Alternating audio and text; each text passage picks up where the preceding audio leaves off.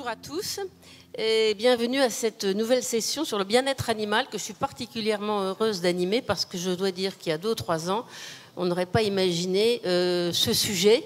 Des personnes comme Émeric Caron ou L214 passaient pour des activistes excessifs. Et maintenant, on en parle à la Toulouse School of Economics. Ça prouve que quand même les choses ont énormément évolué. Et je vais vous présenter donc les différentes personnes qui vont participer à cette table ronde. Laurence Parisot, qui est maintenant banquière, présidente de Citi, mais qui est aussi vice-présidente de la Fondation pour le droit animal. Et ce qu'on ne sait pas, c'est que ça fait très très longtemps qu'elle est engagée pour la cause animale. Jean-Baptiste Boisin, qui est à la fois directeur de la stratégie du groupe LVMH et président de LVMH Métiers d'Art, et qui va nous parler de tout ce qu'ils font sur le bien-être animal et le cuir. Nous avons Brigitte Gauthier, que nous sommes contents d'accueillir, non pas en tant qu'activiste à la porte, mais en tant que participante à ce sommet, qui est porte-parole et directrice de L214. Et puis Nicolas Trèche, qui est, l'économie se détape, professeur et chercheur à la Toulouse School of Economics.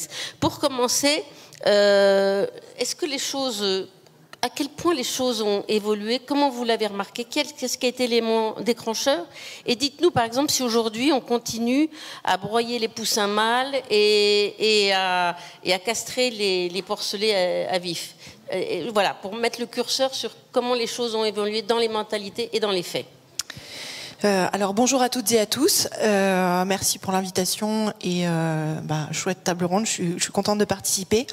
Alors pour replacer un petit peu la question animale dans son contexte, jamais on a élevé, tué, pêché autant d'animaux aujourd'hui. Enfin voilà, on atteint, on continue d'augmenter. En France ou dans le monde ? Alors, en France, ça stagne à peu près, mais ça repart à la hausse. Et dans le monde, c'est toujours à la hausse.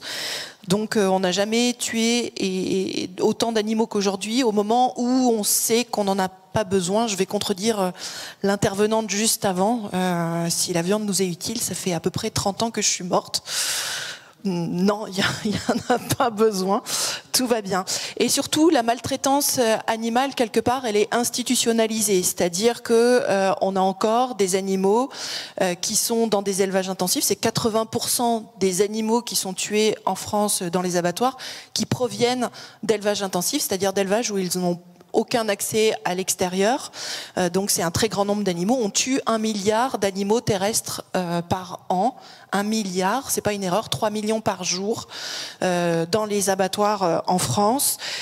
Donc c'est considérable. Alors il y a des avancées à la marge, vous l'avez souligné, sur le broyage des poussins. Il y a une interdiction aujourd'hui en France de broyer les poussins mâles issus de la filière poule pondeuse. C'était 50 millions de poussins qui étaient broyés jusqu'à l'année dernière. Avec l'interdiction, on est à 8 millions encore, puisque cette interdiction, alors on n'a plus le droit de les broyer, mais on peut les gazer s'ils sont issus de poules blanches, donc l'interdiction n'est pas tout à fait complète. Et puis, on est à Toulouse, on va parler de foie gras.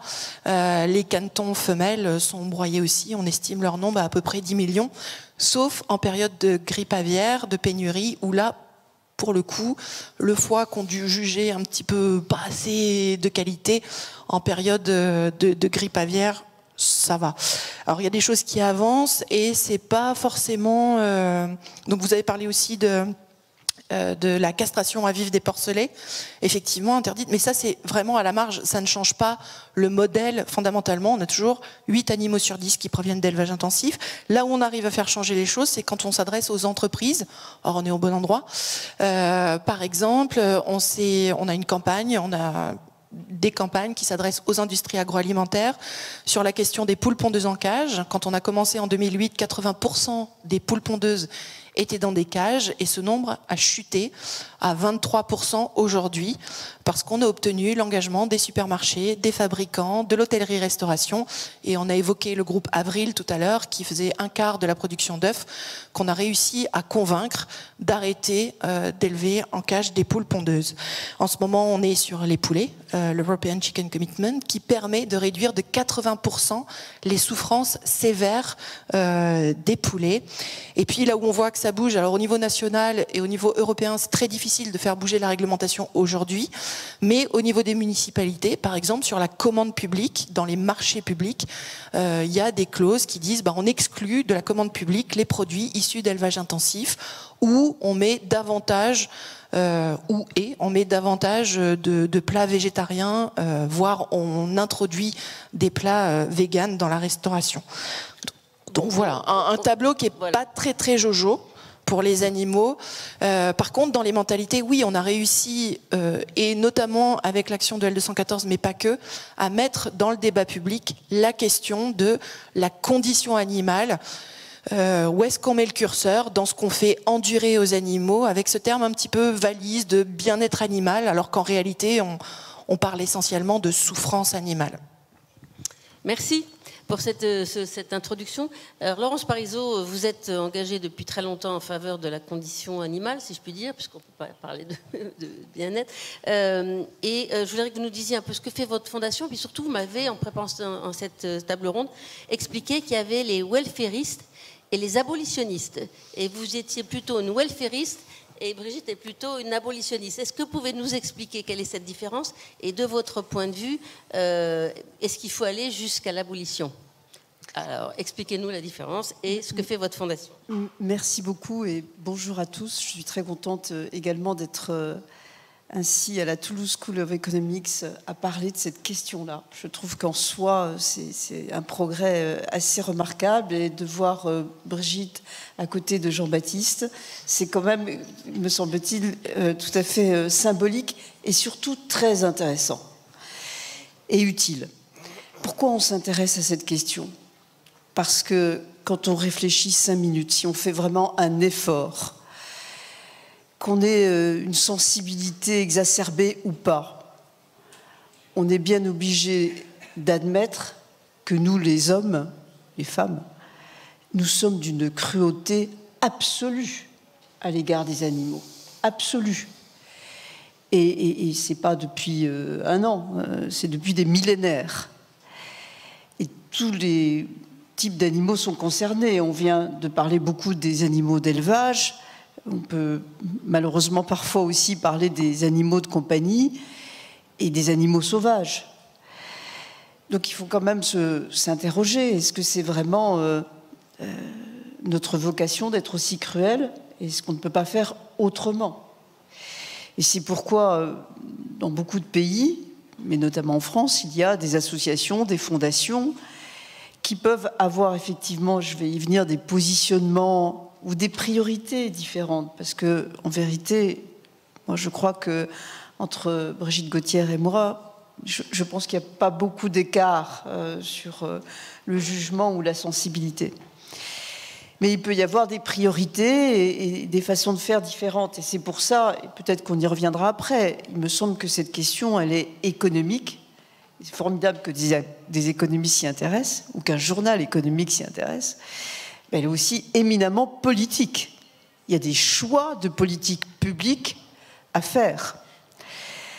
Notre fondation, celle que j'ai le plaisir de vice-présider, si je peux dire, qui s'appelle la Fondation Droit Animal, Éthique et Sciences, a été créée à la fin des années 70. Elle a été créée la même année, je trouve que c'est intéressant de le noter, que cette fameuse année où Brigitte Bardot a été sur la banquise et s'est jetée sur un bébé phoque pour empêcher qu'il soit écrasé de manière absolument atroce. Donc c'est une fondation très ancienne déjà, qui a près de 50 ans. Elle a pour la Fondation Droit Animal, Éthique et Sciences, a pour mission de promouvoir toutes les idées pour améliorer la condition animale, mais toujours en faisant en sorte d'argumenter sur la base de la science, de la recherche et du droit. Donc c'est une démarche extrêmement rigoureuse, très prudente parfois, mais qui a in fine, je pense, un objectif très comparable à d'autres associations comme L214. Cette fondation est aujourd'hui présidée par Louis Schweitzer Et avec Louis, nous faisons en sorte que toutes les bonnes idées soient transformées dans la loi. Et nous faisons aussi en sorte de favoriser la recherche en biologie, en éthologie, la recherche en sciences sociales et la recherche en droit également. Donc c'est une démarche de grande rigueur scientifique que nous essayons de promouvoir. Parce que les questions qui sont posées sont, comme dans beaucoup de domaines aujourd'hui, des grandes questions de transition. Il faut d'abord la prise de conscience et ensuite penser à la transition. Il n'est pas question de mettre une économie complètement à plat, mais il faut penser la façon de produire ou de se comporter autrement. Merci. Je me tourne vers vous maintenant parce qu'on va avoir une action très concrète conduite par LVMH. Vous faites évidemment des sacs à main, des chaussures, des ceintures et beaucoup avec du crocodile. Et donc, c'est pas très bien vu, mais en fait, vous avez complètement intégré la question du bien-être animal dans votre production de cuir. Est-ce que vous pouvez nous dire comment vous faites et quelle est la réaction du public à cette action? Oui, alors, c'est là où l'économie va rejoindre en fait la morale, parce qu'en fait, on est parti de notre activité, qui est de faire des sacs à main, comme vous le dites. Et puis, pour différentes raisons, on a souhaité s'intégrer un peu en amont. Donc, on a racheté une tannerie qui faisait des cuirs précieux, qui est basée à Singapour, qui s'appelle Enlong. Et puis, on est devenu tanneur. Ce n'est pas du tout quelque chose que LVMH faisait naturellement. On a appris le métier de tanneur. Et puis, on s'est rendu compte que pour faire des beaux cuirs, on avait besoin d'avoir des belles peaux. Et ces belles peaux, elles venaient en fait de bons élevages. Donc, on a cherché les meilleurs élevages. Et puis, on a regardé comment ils opéraient. Alors, l'avantage du crocodile, chaque animal a son histoire et a ses réalités en termes de consommation et en termes d'économie qui sont extrêmement différentes. Donc, si on prend l'histoire des crocodiles, on n'était pas du tout des experts de crocodiles, et donc on a appris une chose, c'est qu'avant, c'était de l'animal sauvage qu'on allait chasser, etc. Et d'ailleurs, c'est un animal dangereux, parce que le crocodile, c'est le 4e animal le plus dangereux de la planète. Ça tue et ça mange environ 1000 personnes par an. Le requin, c'est quelques dizaines ou une dizaine. C'est juste pour donner un ordre de grandeur.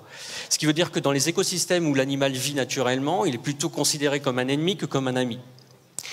Et donc, le stock, living stock, avait tendance à diminuer. En 1973, nos pères sont conscients du problème et créent en fait le CITES, la Convention de Washington et la protection des espèces, qui oblige la traçabilité, des choses qui sont extrêmement modernes aujourd'hui, mais ça date de 1973. Quand ils font ça, ils interdisent de braconner, mais ils autorisent le fermage, qui n'existe pas à l'époque. Et donc les premières fermes de crocodiles, elles se constituent sur les différents continents où le crocodile existe à partir des années 70. Bon, ça, c'est l'élément de contexte. Nous, dans les années 2000, on a notre tannerie, on veut des belles peaux parce qu'on a envie de bien faire notre travail. Et donc on cherche des bonnes fermes. Mais en fait, le savoir-faire... Les bonnes fermes, c'est là où les animaux se battent pas. Et alors, c'est ce qu'on découvre. C'est là où l'économie rejoint, avant même qu'on parle d'animal welfare, parce que je crois qu'il y a 5-6 ans, on en parlait beaucoup moins en fait qu'on en parle aujourd'hui, ce que vous disiez en préambule et qui est très juste. Et on se dit, il faut qu'on ait des bonnes fermes. Et en fait, on ne trouve pas vraiment de bonnes fermes. On en trouve aux États-Unis, on rachète. Donc on est présent en Floride et en Louisiane, propriétaire. On en trouve en Australie, où on est propriétaire aussi de fermes dans 2 États australiens. Et en Afrique, c'est plus compliqué, parce que devenir propriétaire de ferme en Afrique, c'est plus compliqué compte tenu de la stabilité ou instabilité des différents pays. Mais dans tous ces cas, on s'est dit, il va falloir qu'on crée un guide de bonnes pratiques d'élevage. On ne parlait pas d'animal welfare, un guide de bonnes pratiques d'élevage. C'est-à-dire, quelles sont les conditions qui vont créer une belle peau. Et vous savez quoi ? Un animal heureux, il fait une bonne viande, il fait une bonne peau.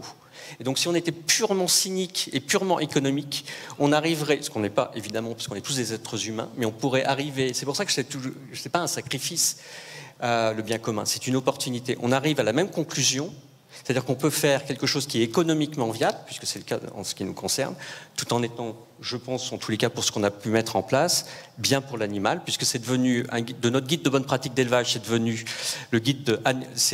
en fait la norme animal welfare, puisque ce guide, on l'a offert à la communauté, on l'a donné à une agence de notation qui aujourd'hui note toutes les fermes dans le monde avec ce qu'on a mis au point en fait comme guide de bonne pratique.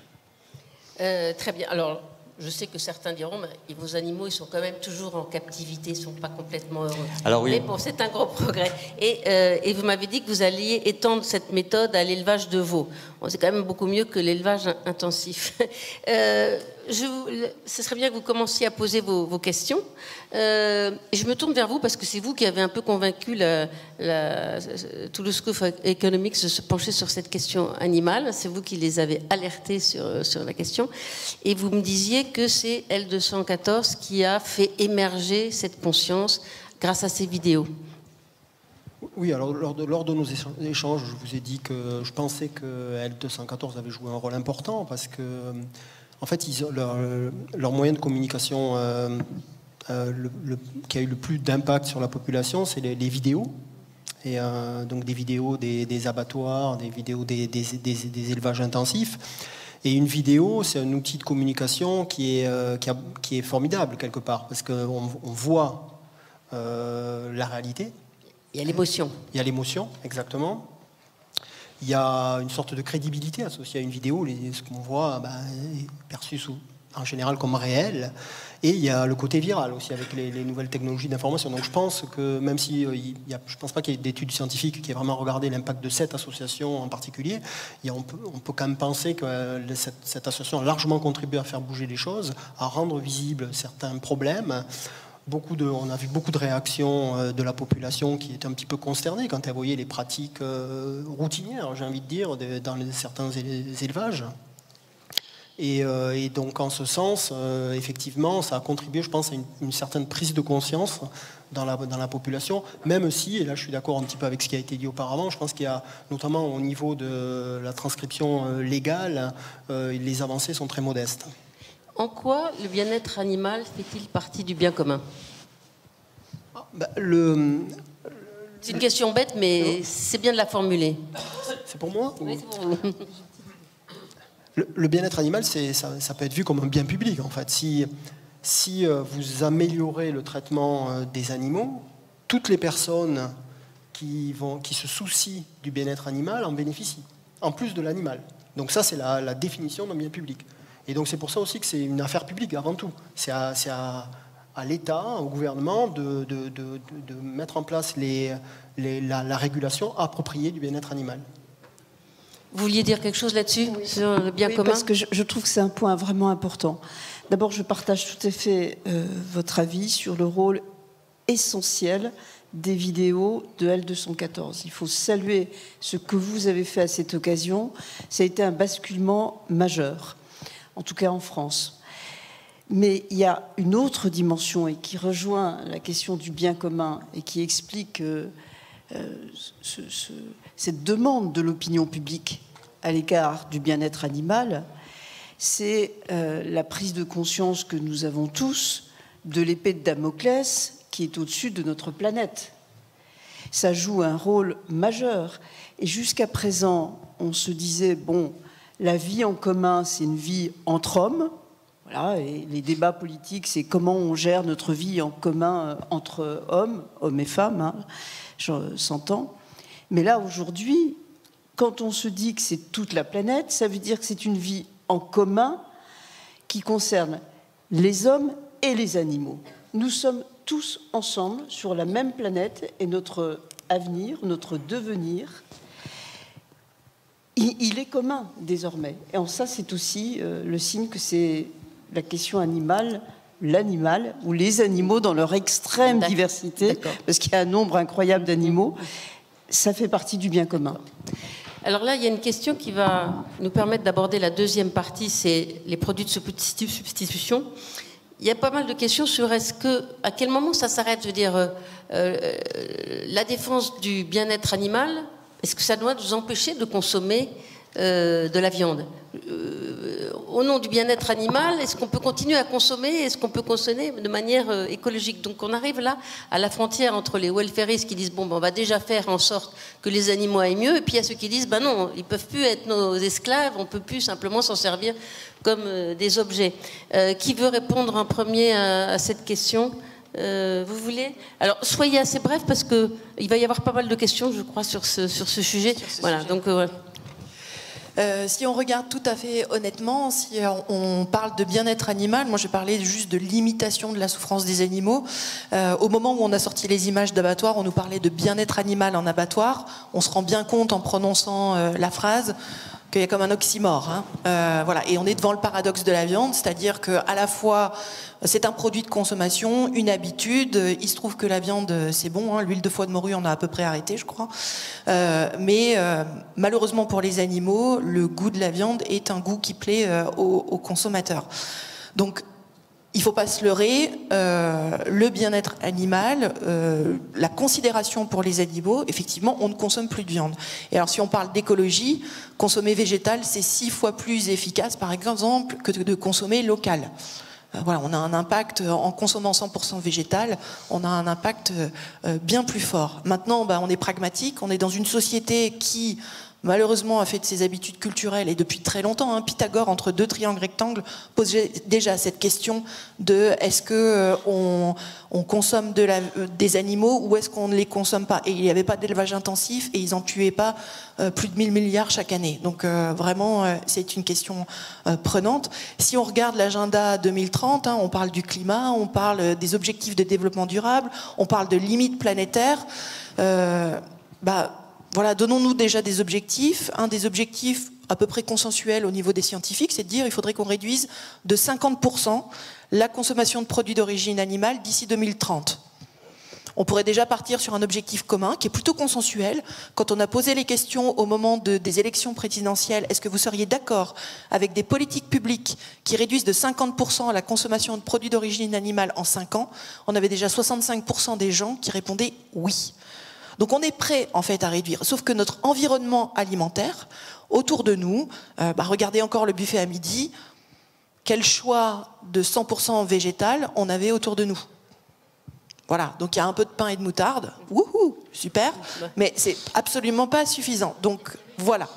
Alors je voudrais justement qu'on parle des produits de substitution. Bon, tout à l'heure on parlait des steaks végétaux, mais on croit toujours que la science va nous permettre de régler beaucoup de problèmes, mais c'est pas forcément si simple. Et je me tourne vers Jean-Baptiste, qui me racontait l'histoire des fausses fourrures ou des faux cuirs, qui n'est pas forcément un progrès, dans la mesure où c'est souvent du plastique, que c'est des objets parfois moins durables que le cuir. Alors expliquez-nous ça, parce que voilà, c'est contre-intuitif, mais finalement, vous dites, faisons pas comme le diesel, ne nous précipitons pas vers les nouveaux produits, voilà. Mais faisons pas l'inverse non plus, c'est-à-dire ne soyons pas non plus obtus. Et donc on essaye de travailler sur les 2 sujets. On travaille évidemment sur le cuir, parce que c'est un peu le fondement de notre activité. On est maroquinier, donc par définition. Et à améliorer la soutenabilité, la durabilité de l'ensemble de nos activités, et on mène des actions de recherche de R&D assez poussées sur ce sujet. En parallèle, depuis 3 ans, on a une toute petite équipe qui fait un screening mondial de toutes les startups qui travaillent sur les matières alternatives, que ce soit des matières alternatives pour la fourrure, pour le cuir, pour la soie, c'est-à-dire en fait pour tout ce qui consomme aujourd'hui, qui est à base de produits d'origine animale. Pourquoi on a créé, à mon niveau, c'est-à-dire au niveau de la direction de la stratégie, cette petite équipe, c'est que qu'est-ce qui se passe dans la réalité quotidienne? Ces startups qui ont souvent, qui sont au début de leur histoire et qui ont, comme on dit, un POC, une preuve de concept, un premier produit qui est pas mal, mais voilà, et elles vont voir les marques. Et là, on a un effet Jacques Vabre. Elles arrivent avec le truc, les marques regardent et elles disent mais non, c'est pas au niveau. Et comme c'est des startups, elles n'ont pas forcément ni la compétence ni les moyens pour pouvoir arriver en fait à finir leurs produits.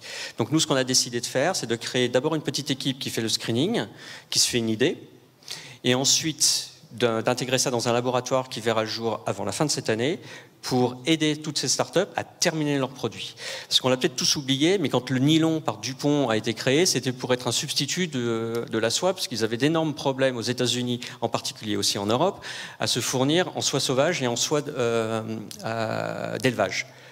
Bah, le nylon existe toujours, il a sa propre existence et la soie existe toujours. Donc on ne veut pas passer à côté de superbes opportunités. Et pour terminer, parce que j'ai conscience d'être un peu long, aujourd'hui, qu'est-ce qu'on observe? Il y a beaucoup de promesses, mais en réalité, le bilan écologique de la plupart de ce qui est proposé n'est pas bon, parce qu'une majorité, 80-90% des produits qui sont mis en avant comme des alternatives au cuir ou à la soie, sont en fait des produits à base de pétrole. Et nous, on s'est fait une doctrine qui est qu'on veut se débarrasser du plastique dans l'ensemble de nos produits et l'ensemble de nos process. Donc on ne va pas commencer par remplacer quelque chose qui n'a pas de plastique par quelque chose qui en a. Voilà. Et quelque chose qui dure 60 ans. Pour quelque chose qui va durer une vie éternelle. J'ai noté que vous vouliez parler de ce sujet. Mais je crois que vous vouliez parler des innovations. Oui, dans la foulée de ce qui a été dit, en fait, en économie, il y a beaucoup de recherches sur les innovations. C'est que les innovations sont au centre de la croissance, en fait. Et sur la question animale, les innovations sont au centre, en fait. Historiquement, au 19e siècle, par exemple, on a remplacé l'huile de baleine par les énergies fossiles. On a remplacé, au 20e siècle, on a remplacé les charrues à bœufs par les tracteurs, les chariots à chevaux par les voitures, etc. Donc, oui. Alors juste pour donner un élément, il y a une industrie qui n'a pas évolué depuis 1870, qui utilise le même process depuis 1870 et que j'espère on va aider à un petit peu améliorer, c'est l'industrie du cuir. On tanne un cuir aujourd'hui avec le même processus, il y a eu quelques petits changements à la marge, depuis 1870.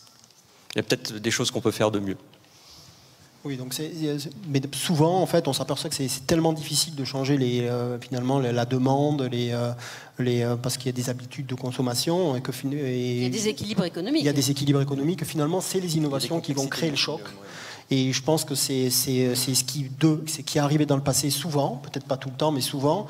Et je crois que c'est ce qui est en train de se passer aujourd'hui. On le voit avec les recherches sur les travaux sur les alternatives à la fourrure, par exemple, l'utilisation du chanvre, etc., ou la viande cultivée, par exemple. Aujourd'hui, il y a une technique qui existe qui permet de produire de la viande dans le laboratoire. C'est autorisé dans un pays. Vous racontiez à ce propos que quand même il y a des grosses réticences, puisque cette viande de culture, elle est déjà interdite dans les écoles, oui, alors dans les cantines. En France, on est assez unique dans beaucoup de domaines, et là on est unique aussi sur la viande cultivée, c'est qu'on est le premier pays à avoir promulgué une loi d'interdiction de cette innovation qui n'est pas encore autorisée en France. Ni en Europe d'ailleurs, elle n'est pas autorisée, mais elle est déjà interdite dans les cantines publiques. Donc on voit quelque part le zèle législatif qu'il peut y avoir autour de cette innovation. Et je pense que c'est vraiment aller dans la mauvaise direction. Il faut laisser nos talents faire de la recherche, regarder le potentiel de cette innovation, encourager ces innovations, surtout s'il y a un potentiel supplémentaire moral. Et puis après, on voit ce qui arrive. Et s'il n'y a pas une dangerosité. S'il n'y a pas une dangerosité, etc. Et ça, c'est l'EFSA qui nous le dira. Brigitte, vous vouliez dire quelque chose sur ces produits de substitution? Voilà, est-ce qu'on peut beaucoup espérer de ces produits de substitution? Est-ce qu'on va pouvoir, on pourrait peut-être répondre à la question, est-ce qu'on va pouvoir se passer de l'élevage à terme? Alors oui, je trouve qu'on n'aborde peut-être pas assez la question de la nécessité de ce qui est nécessaire et des externalités négatives de tous les impacts. Alors le coût de la souffrance animale, le coût de la maltraitance animale, il est à peu près égal à 0. C'est-à-dire que vous pouvez faire tout ce que vous voulez aux animaux, ça coûte pas cher. Même les élevages, abattoirs dans lesquels on a montré énormément d'infractions à la réglementation, et quand on dit infraction à la réglementation, ça veut dire souffrance supplémentaire pour les animaux, les condamnations sont absolument dérisoires. Vous parliez des alternatives qui sont très très polluantes par rapport au cuir. Enfin, les tanneries, il me semble que c'est extrêmement polluant. Donc on a voilà. Et la question est, est-ce que vraiment on a besoin de sacs en peau de crocodile? C'est une question qu'on pourrait se poser plutôt que de développer des élevages avec une étiquette bien-être animal. Alors il faut rappeler qu'on tue ces animaux aussi au final quand bien même. Il y a vraiment cette question-là. Et cette question, elle se pose pour l'industrie du luxe, bien sûr, puisque là, on est vraiment sur des produits... voilà, si je veux un sac à main, même s'il me dure quelques années, si après on peut le recycler. Un joli sac à main en plastique, c'est tellement mieux. Non, mais il y a d'autres matières que le plastique. Enfin, je veux dire, on peut aussi voir autrement. On peut voir autrement les choses. Donc voilà. Et sur la question de l'alimentation aussi, on a besoin de se nourrir. On a besoin d'un certain nombre de nutriments. Est-ce que ça passe par la case, justement, de produits d'origine animale? Et c'est la question qu'on doit se poser. D'autant plus que quand on tire la pelote... la question, est-ce qu'on va à terme, est-ce qu'il faut à terme, est-ce qu'on peut à terme se passer d'élevage? Alors, on nous a... En 3 phrases. Hein. Alors, en 3 phrases. Résumé en 3 phrases, tout un projet de société. Alors, la réponse est oui, pour vous la faire courte, bien sûr qu'on peut. Aujourd'hui, on nous parle des paysages. S'il n'y a plus d'élevage, on n'a plus de montagne, j'ai entendu tout à l'heure. Carrément. Rappelez que l'entretien de nos paysages, c'est fait par des animaux qui sont en vie. C'est pas la viande qui entretient nos paysages, ce sont les animaux. Et on va me dire, ah oui, mais l'économie. Bon, le rapport de la Cour des comptes nous dit bien qu'économiquement, aujourd'hui, les activités d'élevage, c'est pas une source d'économie. Il faut beaucoup de subventions et encore, les gens en survivent. Ceux qui sont éleveurs, je vous parle même pas des conditions de travail des ouvriers d'abattoir ou des ramasseurs de volailles. En fait, on a un système qui crée beaucoup d'externalités négatives, d'externalités sociales, environnementales et de santé. D'accord. Donc on peut faire autrement. À terme, c'est un objectif. À terme, pour L214, en tout cas, c'est un objectif avec des paliers, comme j'en ai parlé tout à l'heure. Pour répondre à une des questions. Vous vouliez répondre sur... a-t-on besoin de sacs à main crocodile? Là, je ne vais certainement pas me prononcer là-dessus, parce que je pense que c'est une question de goût et de tendance et de tout ce qu'on veut. Mais à partir du moment où on le fait, il faut bien le faire. Et je trouve que ce qui est intéressant, de même que vous avez apporté un éclairage qui est parfois très cru sur un certain nombre de pratiques, nous, on a... parce qu'on reste quand même, on n'est pas agriculteur de nature et c'est pas notre vocation, on le devient et on essaye de faire les choses bien. Mais quand on regarde comment fonctionnent nos fermes, et en particulier en Afrique, puisque c'est là où on en a le plus, au début on regardait, comme je l'ai expliqué, le bien-être animal parce qu'il fallait faire les choses bien. Et puis après on a regardé tout ce qu'il y avait autour. Et assez naturellement, encore une fois, on est passé de élevage à écosystème. Et aujourd'hui, une de nos fermes, en Afrique, on a commencé avec il y en a une deuxième en chantier et on a 8 fermes en Afrique. Et on en a 6 ensuite. On développe en fait tout un écosystème vertueux. On a de l'eau, parce que pour que le crocodile soit bien élevé, il faut lui changer l'eau du bain 2 fois par semaine, puisque c'est la bonne pratique d'élevage qui le veut. Du coup, on peut faire de l'agriculture et de l'agriculture raisonnée. On peut faire de la plantation pour faire un peu d'ombre. Une ferme, c'est 100 employés. Ça veut dire que, comme c'est un peu en dehors des villes principales, ça veut dire que vous avez un village qui dépend de la ferme entre 500 et 1000 personnes. Que le petit revenu supplémentaire que tout ça fournit permet, et on travaille avec une fondation, de créer une école, un dispensaire, un lieu d'artisanat, qui eux-mêmes vont faire travailler une dizaine ou une vingtaine de permanences, je vous parle d'une situation actuelle, et qui vont voir passer chaque année 300 à 400 personnes. Et qui vont faire de l'outil d'artisanat et des choses comme ça. Donc on est parti d'une ferme. Les animaux bien élevés, bien soignés, permettent de générer une valeur additionnelle. Il ne faut pas se le cacher. C'est une belle peau, ça fait un sac qu'ils auront plus cher. Mais il y a un retour à l'éleveur. Ce retour est partagé avec les communautés locales. Et en fait, l'ensemble de cet écosystème se développe bien, ou mieux que ce qu'il pouvait y avoir avant dans cette région. Laurence, vous vouliez vous exprimer sur les matériaux de substitution et sur l'objectif de supprimer, à terme, de se passer de l'élevage d'animaux. Je ne sais pas répondre à ces questions-là. Je sais seulement que, je reviens à ce que j'ai dit, la première des questions que nous devons nous poser, c'est est-ce que nous nous comportons d'une manière cruelle ou pas ? Si déjà, avec cette simple question, on se demande comment améliorer la situation.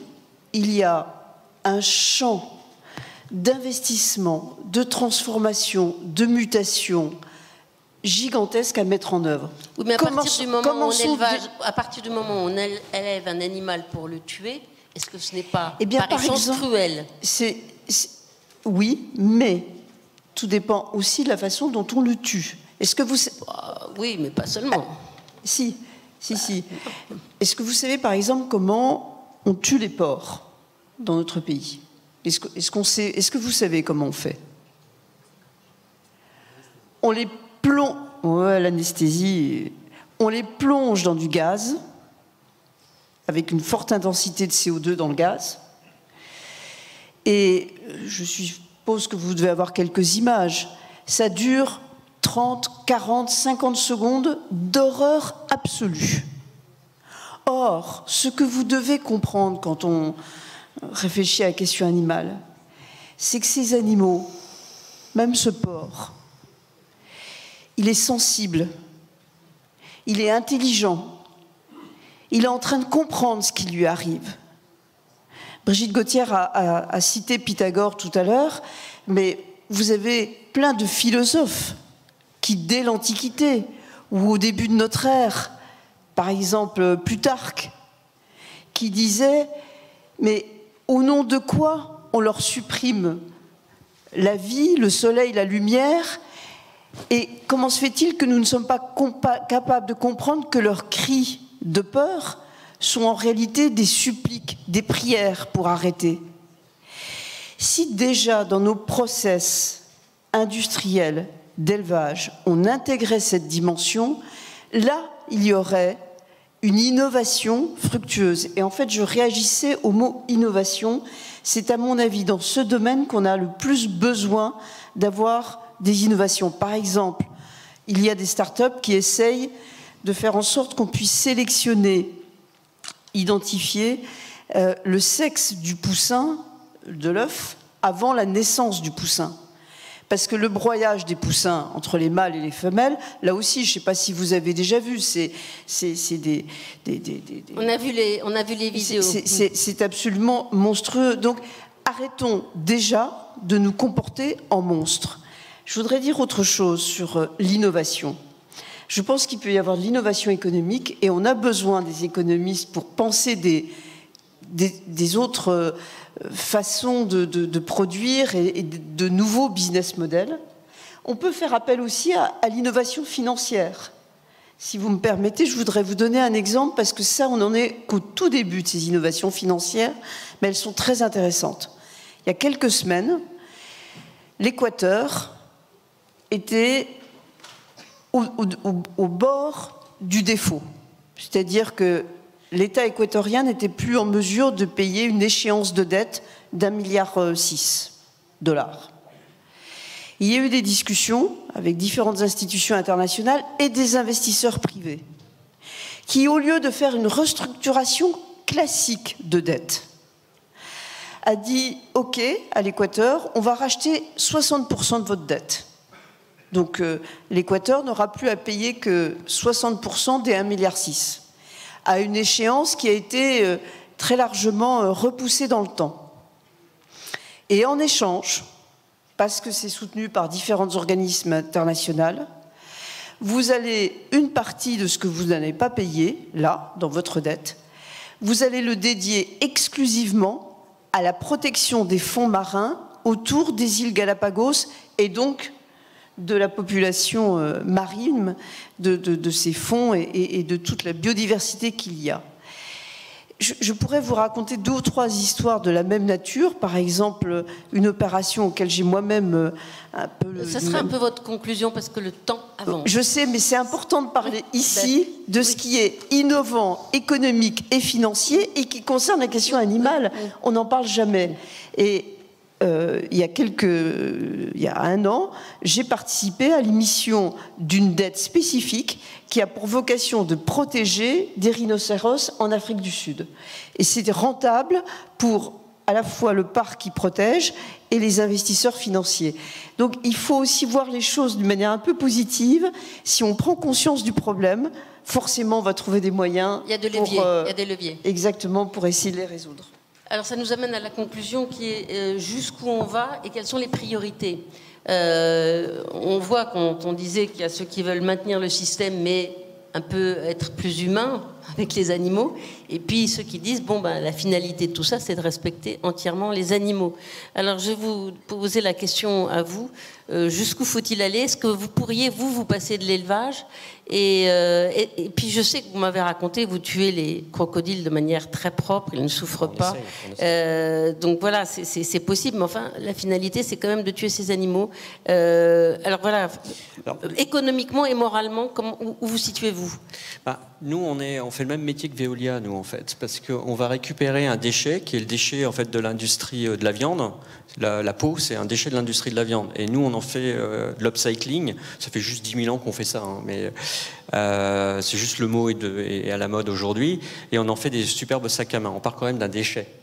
Donc tant qu'il y aura une industrie de la viande, on existe. Et d'ailleurs, pendant le Covid... Est-ce qu'il y a une industrie de la viande de crocodile? Alors, il y a une industrie de la viande de crocodile, aussi paradoxale que ça puisse paraître à certains. Alors, pas vraiment en Afrique, parce que je pense qu'il y a un peu d'animisme dedans et les gens en consomment pas énormément. Aux États-Unis, si vous allez en Floride, vous allez certainement en trouver. Et en Asie, alors très clairement. En Asie, j'ai vu chez Carrefour...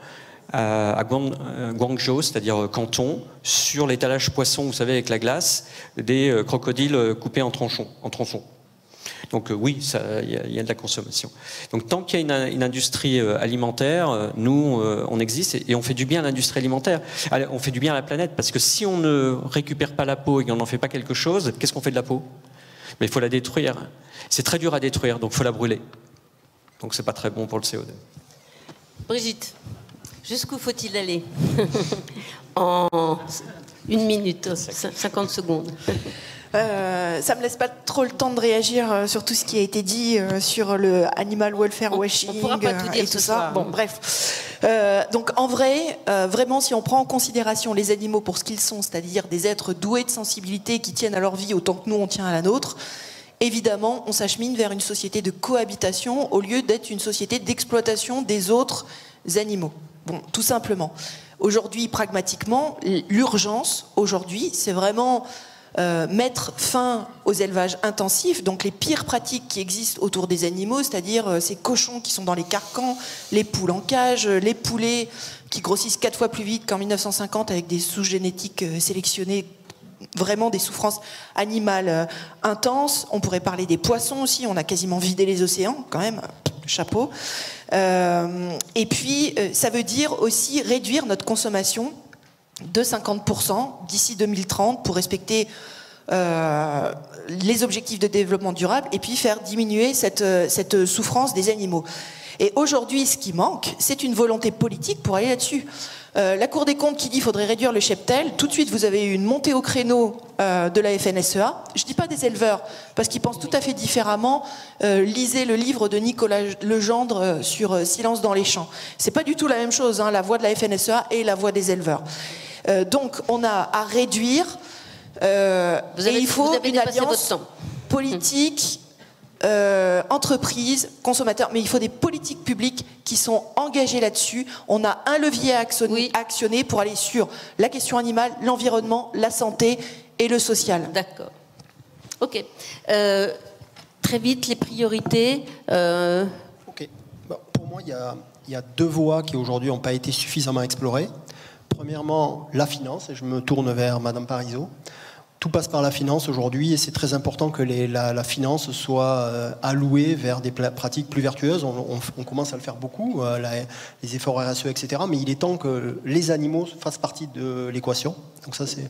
Et le deuxième aspect, c'est tout passe par la gouvernance.